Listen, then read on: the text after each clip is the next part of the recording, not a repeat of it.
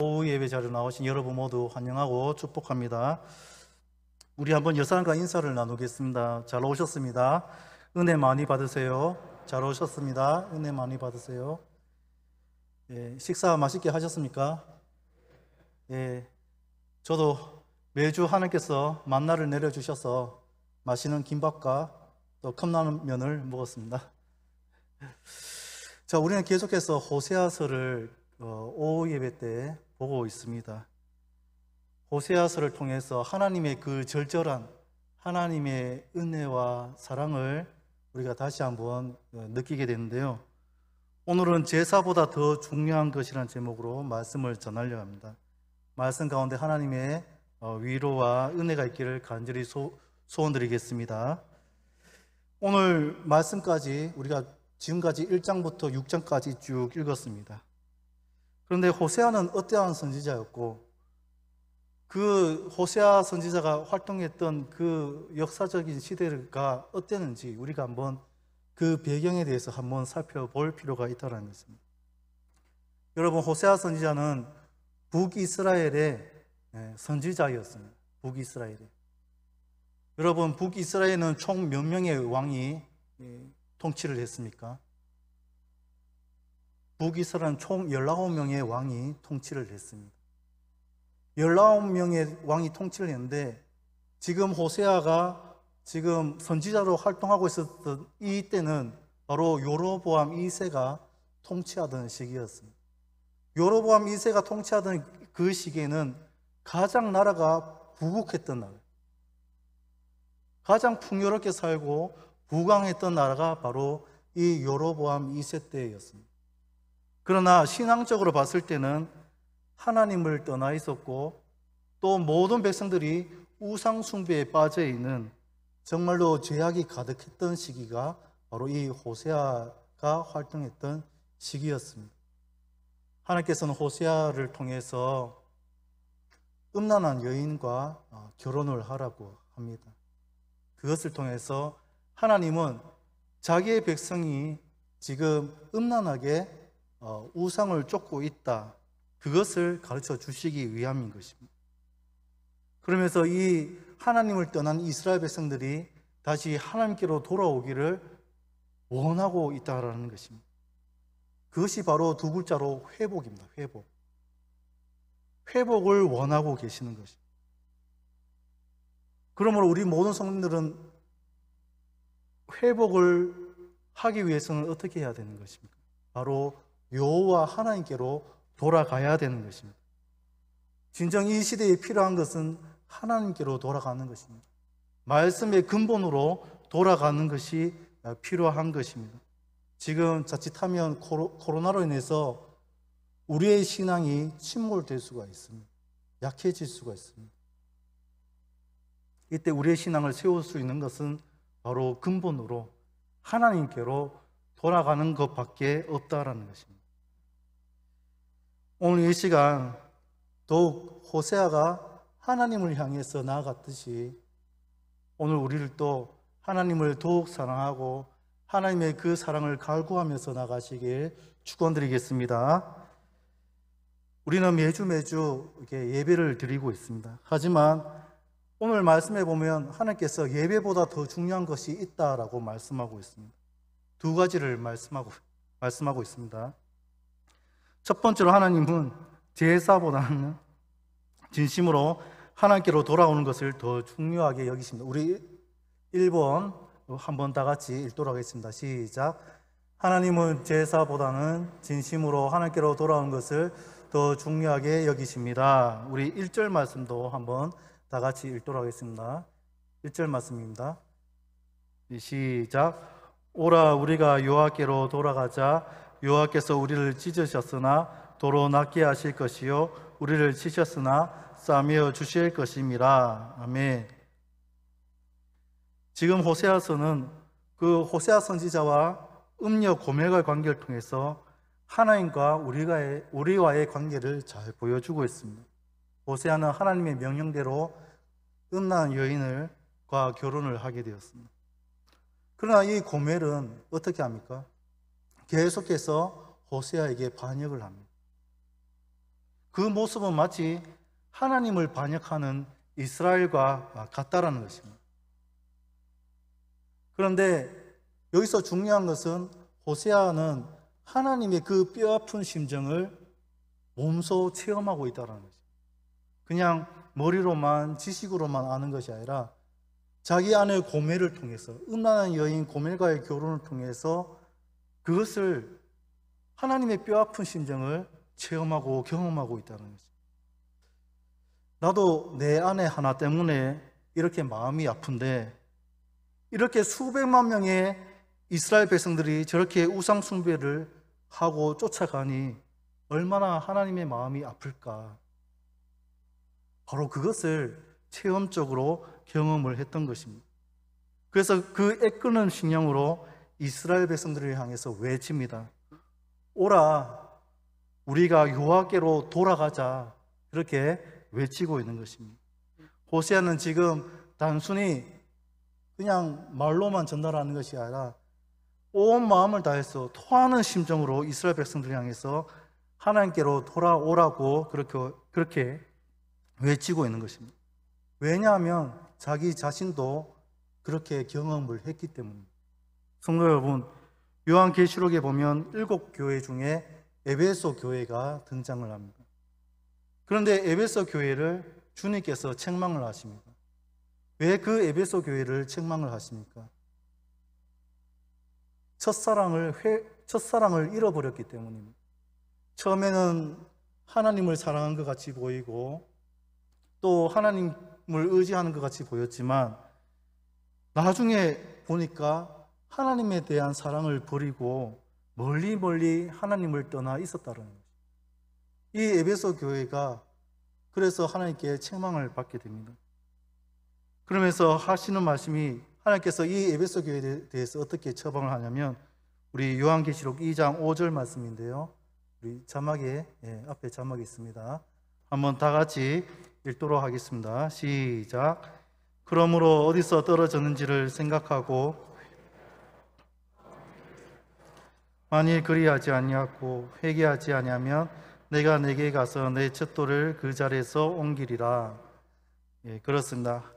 하나님과의 관계 회복을 위해서는 우리는 주님께로부터 언제 떨어졌는지, 왜 떨어졌는지 회개하고 돌아서야 된다는 것입니다. 주님께로 나아가야 된다는 것입니다. 우리가 처음 예수님을 믿었을 때 눈물 흘리고 콧물 흘리면서 얼마나 주님의 그 은혜에 감사하며 나아갔습니까? 그런데 시간이 지나면서 점점 우리의 영혼이 메말라 갑니다.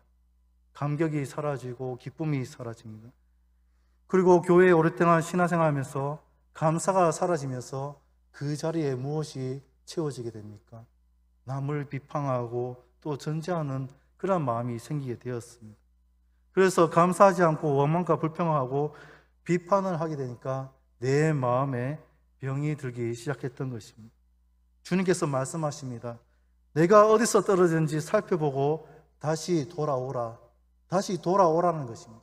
하나님께로 다시 돌아오라는 것입니다. 처음 예수 믿고 은혜 받았던 그 모습으로 돌아오라는 것입니다.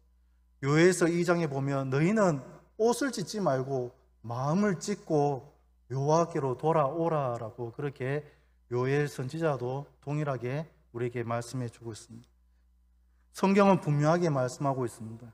회개하고 돌아온 자에게 주님께서 축복해 주시겠다라고 말씀합니다. 예수님을 배반했던 두 제자가 있습니다. 하나는 가룟 유다고 하나는 베드로입니다. 가룟 유다는 예수님을 은 30의 대제사장에게 팔았습니다. 그리고 베드로는 어떻습니까?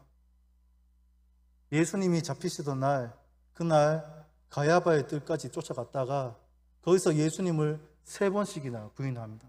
마지막 3번째는 예수님을 저주하고 욕하고 그랬던 베드로였습니다. 그런데 성경을 보면 이제 그 뒤에 가룟 유다는 어떻게 합니까? 자살을 하게 됩니다. 목매어서 자살을 해서 영영 돌아오지 않습니다. 그러나 베드로는 주님께로 돌아와서 내 양을 치라, 내 양을 먹이라는 그 말씀에 순종해서 위대한 사도로 쓰임을 받았던 것입니다. 영양 돌아가지 않는다면 아무런 그런 것도 기대할 수가 없는 것입니다. 중요한 것은 돌아와야 된다는 것입니다. 잘못한 것이 문제가 아니라 돌아오지 않은 것이 문제인 것입니다. 물론 잘못한 것도 문제이긴 하지만 돌아오지 않을 때 더 큰 문제가 생긴다는 것입니다. 사랑하는 성도 여러분, 오늘 호세아가 하나님께로 돌아오는 이 외침은 우리들에게도 동일하게 적용될 줄로 믿습니다. 우리가 사는 길은 오직 여호와 하나님밖에 없고 그 여호와 하나님께로 돌아가야 된다는 것입니다. 왜 우리가 예배를 드립니까? 예배를 통해서만이 나라는 존재가 하나님께로 돌아가야 할 존재인 줄을 깨달아지기 때문입니다. 아, 내가 그동안 죄악 가운데 살았구나. 예배를 드리니까, 하나님 앞으로 오니까 나는 이제 계속 하나님을 의지하고 나아가야 되겠구나. 내가 그동안 세상에 살면서 헛되게 살았구나. 우리가 예배를 통해서 무엇을 깨닫게 되냐면 바로 하나님께로 돌아가야 되겠다. 그것을 깨닫게 된다는 것입니다. 그렇다면 구체적으로 하나님께 돌아가는 삶은 어떠한 삶을 말하는가? 여러 가지가 있을 것입니다. 그러나 호세아는 딱 한 가지를 계속해서 집요하게 얘기하고 있습니다. 그것은 하나님을 아는 지식이 충만해져야 한다는 것입니다. 하나님께로 돌아가는 여러 방법이 있지만 먼저 하나님을 아는 지식이 충만해져야 된다. 우리 두 번째로 하나님께서 제사보다 더 중요하게 여기시는 것은 힘써 여호와 하나님을 알아야 된다는 것입니다. 우리 2번도 한번 다 같이 읽도록 하겠습니다. 시작. 하나님께서 제사보다 더 중요시 여기는 것은 힘써 여호와 하나님을 알아야 한다는 것입니다. 아멘. 우리 3절 말씀도 한번 다 같이 읽도록 하겠습니다. 3절 말씀입니다. 다 같이 읽겠습니다. 시작. 그러므로 우리가 여호와를 알자. 힘써 여호와를 알자. 그의 나타나심은 새벽빛같이 어김없나니 비와 같이 땅을 적시는 늦은 비와 같이 우리에게 임하시리라 하니라. 아멘. 사랑하는 성도 여러분, 왜 사람들이 하나님을 제대로 믿지 못하는 것입니까?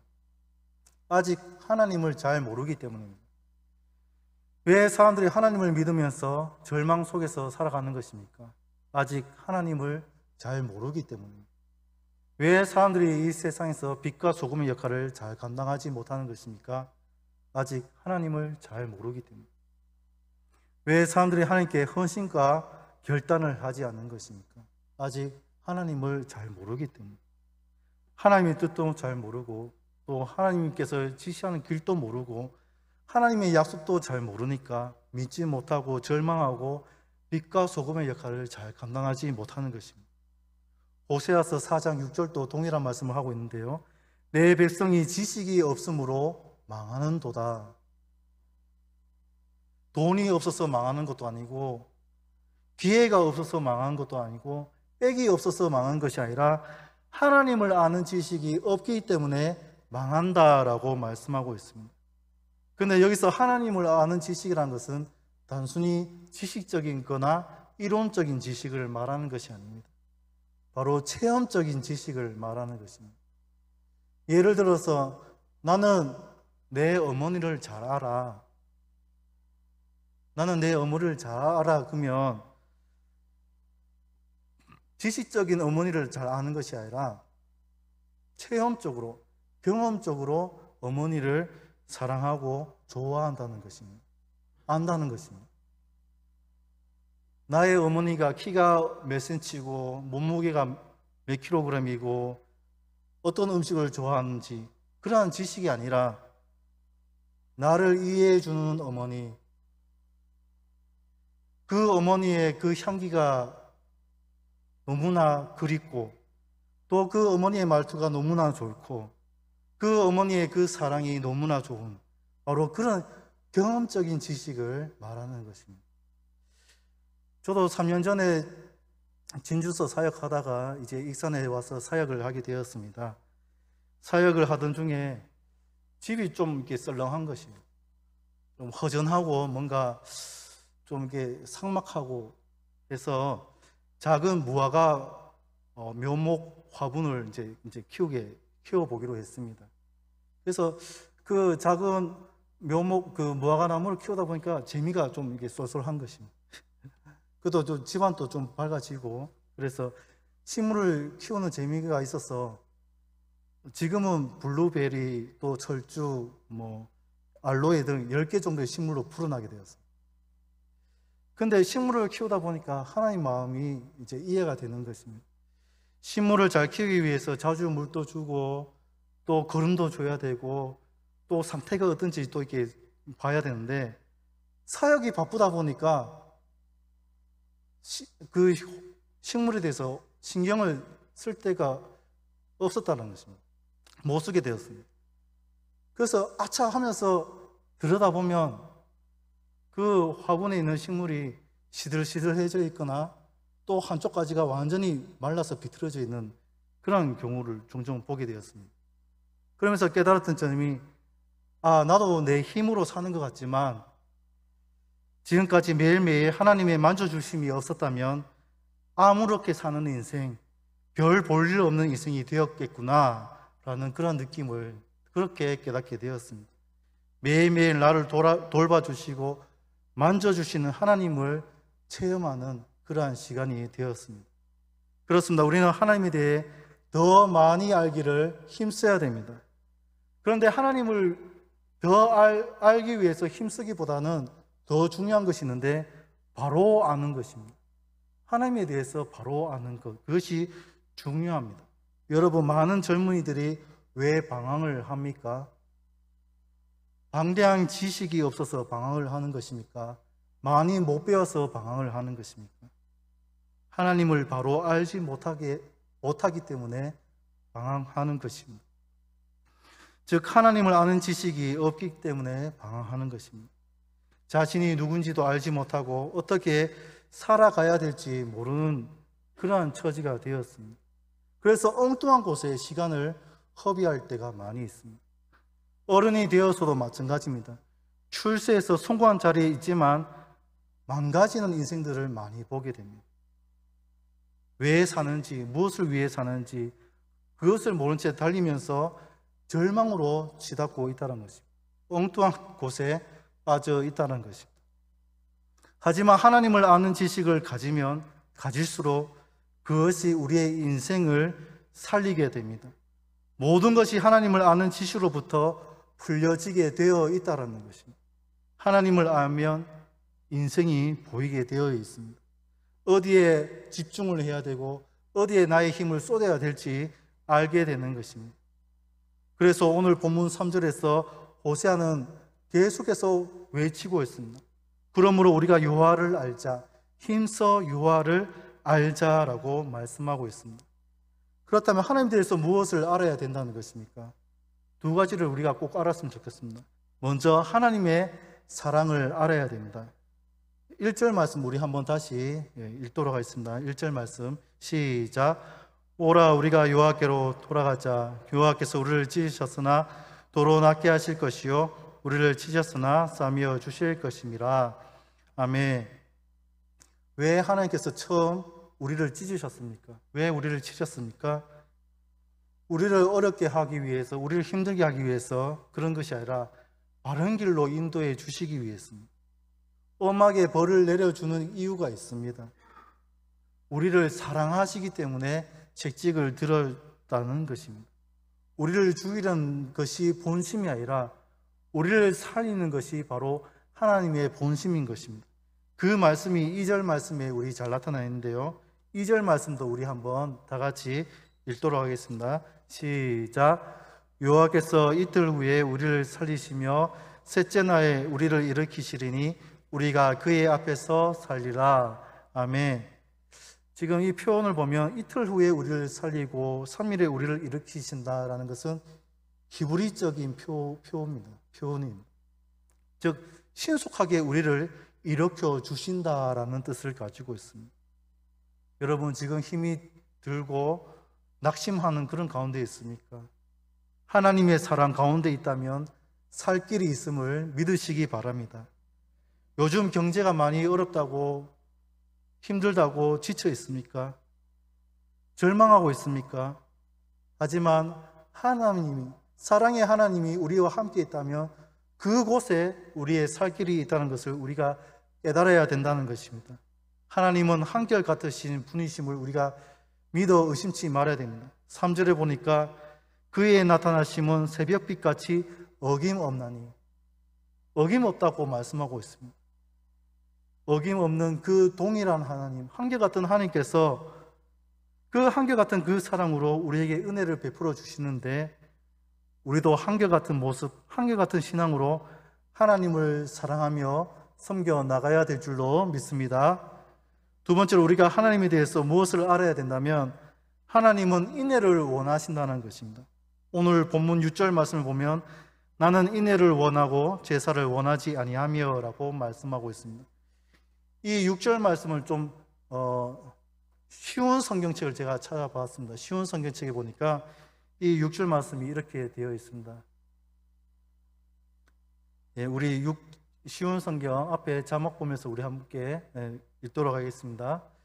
내가 바라는 것은 제사가 아니라 진실한 사랑이며, 쉬운 성경에 보니까 내가 바라는 것은 제사가 아니라 진실한 사랑이라는 것입니다. 여러분, 어떤 분은 예배를 잘 드립니다. 그러나 그 사는 모습을 보면 참 인색합니다. 그 삶에서 자비와 사랑이 느껴지지 않습니다.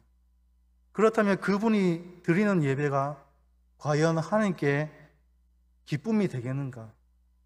하나님께서 영광을 받으시겠는가? 아니라는 것입니다. 하나님은 인애가 없는 자, 즉 진실된 사랑이 없는 자를 심판하시겠다라고 말씀하고 있는 것입니다. 그러므로 우리는 하나님께든지 또한 사람에게든지 항상 진실한 사랑을 드러내어서 하나님을 기쁘시게 하는 그러한 존재가 되어야 될 줄로 믿습니다. 주님께서 지금 우리를 부르고 계십니다. 돌아오라고, 그리고 나와 함께 사랑하며 영원히 지내자고, 그렇게 우리를 지금 부르고 계십니다. 그 하나님의 부르심에 우리 모두가 응답하기를 원합니다. 이 시간 오늘 말씀 한번 생각하시면서 찬송가 527장에 보면 어서 돌아오라는 찬송이 있습니다. 이 찬송은 1940년대에 전영택 목사님이 가사를 해서 곡으로 지어진 그러한 찬송가입니다. 1940년대 우리나라가 이렇게 부흥할 수 있었던 것은 바로 평양 대부흥을 통해서 우리나라가 전체적으로 부흥하게 되었습니다. 그 평양 대부흥 때 많이 불렀던 찬송가가 어서 돌아오라는 찬송입니다. 이 찬송가가 워낙 유명해서 미국에 넘어가서 미국의 그 장로교회의 찬송가가 되었습니다. 그래서 그 어서 돌아오의 그 제목이 그 미국식으로 바뀌게 되었는데, 어떻게 바뀌게 되었냐면 코리아, 한국, 코리아, 이렇게 그 제목이 바뀌게 되었습니다. 어서 돌아오. 이 찬양 우리 한번 1절 부르고 오늘 말씀을 마치도록 하겠습니다.